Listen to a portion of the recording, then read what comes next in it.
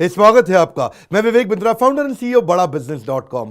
आज मैं भी आपको वो 36 कारण बताऊंगा जिनके कारण आपका बिजनेस नेगेटिव ग्रोथ में चला जाता है। पहला कारण क्या है? Building something that people don't need. आपने कुछ ऐसा बना दिया लोगों को चाहिए ही नहीं। User unfriendly product, ignoring the customers need. Customer आपसे तब नहीं लेता जब उसको चाहिए। कस्टमर तो आपसे माल तब खरीदता है जब उसको चाहिए ही चाहिए। दूसरा, हायरिंग पुअरली और नॉट द राइट टीम।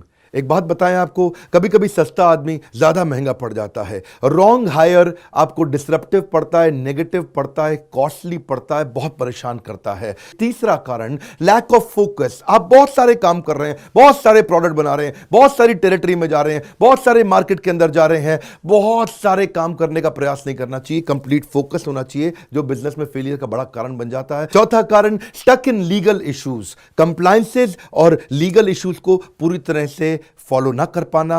पांचवा, failure to execute sales and marketing. Sales and marketing की राइट स्कीम ना लेके आ पाना। आप उसको अपसेल और क्रॉस सेल और रीसेल ना कर पाना। राइट प्राइसिंग स्ट्रैटेजी नहीं रख पाना। उसको ढंग से मार्केट नहीं कर पाना, महंगा मार्केट कर देना। अगला है getting out competed.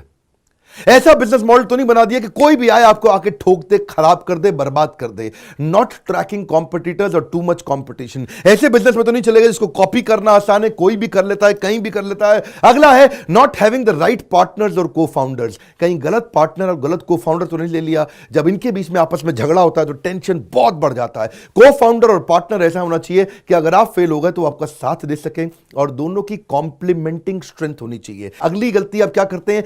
Cash burn या फिर not been able to raise money. कभी कभार ये बहुत बड़ी गलती होती है। पैसा जल्दी खत्म हो जाता है, बर्बाद हो जाता है, या शुरू में ला ही नहीं पाते, फंड रेजिंग कर ही नहीं पाते।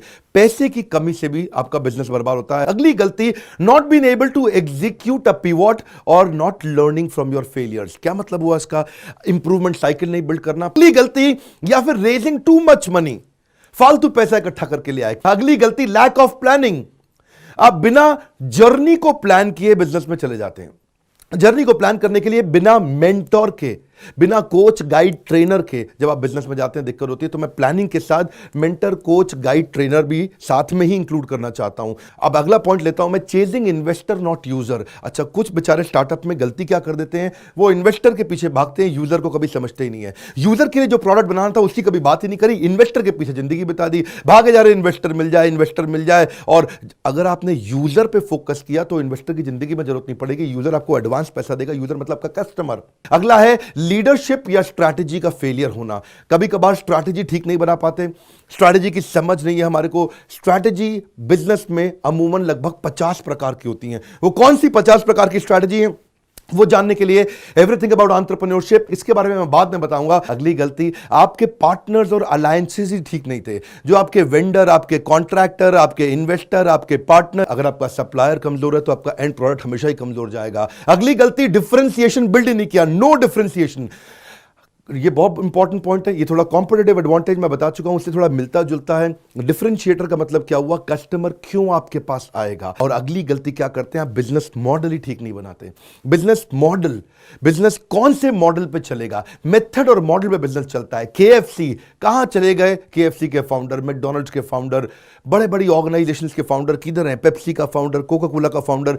बिजनेस मॉडल अच्छे बना के चले गए, आज तक दुनिया में उनके बिजनेस चल रहे हैं। अगला क्या होता है? Revenue model. अगर रेवेन्यू मॉडल भी नहीं है आपका, कि अब कमाएगा कैसे बिजनेस? रेवेन्यू मॉडल और बिजनेस मॉडल अलग अलग चीजें हैं। बिजनेस मॉडल है कि स्केलेबिलिटी कैसी आएगी, पर रेवेन्यू मॉडल क्या है? पैसे की इनकम होने की संभावना क्या है। अगली गलती, over expansion. Expansion without right margins is committing suicide. ज्यादा एक्सपैंड नहीं करना क्योंकि स्केल किल्स। अगला तकलीफ क्या है? आपके कहीं बैड डेट तो नहीं बढ़ रहे, कहीं ऐसे लोग तो नहीं जो पैसा लेके भाग ही गए। अगली गलती, macro economic factors. Macro economic factors अमूमन आपके हाथ में होते ही नहीं। ये कौन से फैक्टर्स हैं? ये है कि अर्थक्वेक आ गया, या कोई जैसे अब कोरोना वायरस के कारण बेचारे कईयों के बिजनेसेस बर्बाद हो रहे हैं। अगला, स्लो एग्जीक्यूशन। आपको एग्जीक्यूशन के फ्रेमवर्क से नहीं मालूम, कि आपको फ्रेमवर्क बनाने नहीं आते कि मैं एग्जीक्यूट कैसे करूंगा, ट्रैक कैसे करूंगा, करूंगा, स्कोर बोर्ड कैसे बनाऊंगा, रिजल्ट कैसे चेक करूंगा। अगला है रॉन्ग टारगेट एंड पोजिशनिंग। आप कई बार आपको समझ ही नहीं आता कि आप कौन है, वैल्यू फॉर मनी प्रोडक्ट है, आप प्रीमियम प्रोडक्ट है। आप टाउमी की अपनी पोजिशनिंग है, एप्पल की एक अपनी पोजिशनिंग है, मारुति की अपनी पोजिशनिंग है, मर्सिडीज की अपनी पोजिशनिंग है। अगली गलती प्रीमेच्योर स्केलिंग। अभी सही समय आया ही नहीं, आपने एडवर्टाइजमेंट शुरू कर दिया, आपने एक्सपेंशन शुरू कर दिया और बिजनेस को बड़ा करना शुरू कर दिया। आगे चलते हैं, इग्नोरिंग यूजर्स फीडबैक। आपने कभी चेक ही नहीं किया, कोई मॉडल ही नहीं बनाया, कोई मेथड ही नहीं बनाया कि कस्टमर आपको आपके बारे में बुरा भला कैसे बोल के जाए। पॉइंट लैक ऑफ प्रॉफिट और कैश, दोनों अलग अलग चीजें हैं। प्रॉफिट क्या है, 100 का माल 150 में बेचा, उसको बोलते हैं प्रॉफिट। और कैश क्या है, 100 का माल 150 में बेचा लेकिन पेमेंट आई नहीं, 3 महीने 6 महीने पेमेंट डिले हो गई, बहुत बड़ा कारण है बिजनेस फेलियर का। Next point, wrong time to market. आपकी टाइमिंग ही ठीक नहीं थी बिजनेस की, आपने वो प्रोडक्ट अभी लॉन्च कर दिया, उस प्रोडक्ट की जरूरत नहीं थी। अगली गलती, इनएडिक्वेट इन्वेंट्री मैनेजमेंट। कहीं ऐसा तो नहीं कर दिया इन्वेंट्री बड़ी सारी ला के रख दी है, ब्लॉक कर दिया, जिसके कारण आपकी कैपिटल, आपका पैसा पूरा ब्लॉक हुआ पड़ा है। नेक्स्ट पॉइंट, आप उस बिजनेस में घुस गए जिसमें प्रॉफिट है लेकिन आपका पैशन नहीं है, वो बहुत बड़ी गलती है सर, सुनिएगा मेरी बात को। ऐसे धंधे में तो नहीं घुस गए जहां प्रॉफिट तो शायद दिखता है पर आपका पैशन था ही नहीं। नेक्स्ट पॉइंट, बहुत भारी गलती, स्केलिंग विदाउट टेक्नोलॉजी।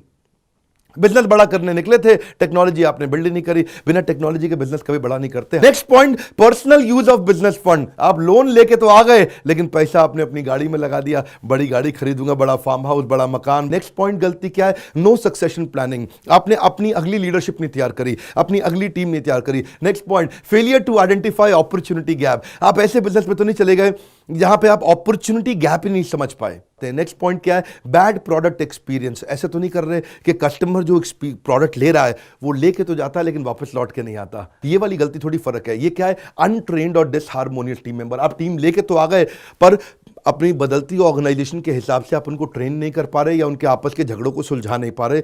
पॉलिटिक्स के कारण आपकी एग्जीक्यूशन स्लो हो जाएगा। जब एम्प्लॉयज की एम्प्लॉयज से नहीं बनती तो स्पीड कमजोर हो जाती है। ये बहुत बड़ी तकलीफ का कारण बनता है क्योंकि अल्टीमेटली आपकी टीम ही आपको आगे लेके जाने वाली है। 36वां पॉइंट, जबरदस्त LTVC यानी कि long term value of customer. आप ऐसा कस्टमर नहीं बिल्ड कर पाए जो बार बार आपसे ट्रांजैक्शन करता रहेगा। आप ऐसा कस्टमर प्रोडक्ट बिजनेस नहीं बिल्ड कर पाए जिसमें रिकरिंग रेवेन्यू आता रहेगा। आप ऐसा कस्टमर प्रोडक्ट बिजनेस नहीं बिल्ड कर पाए जिसमें आपको पैसिव इनकम बाद में अपने आप आता रहेगा।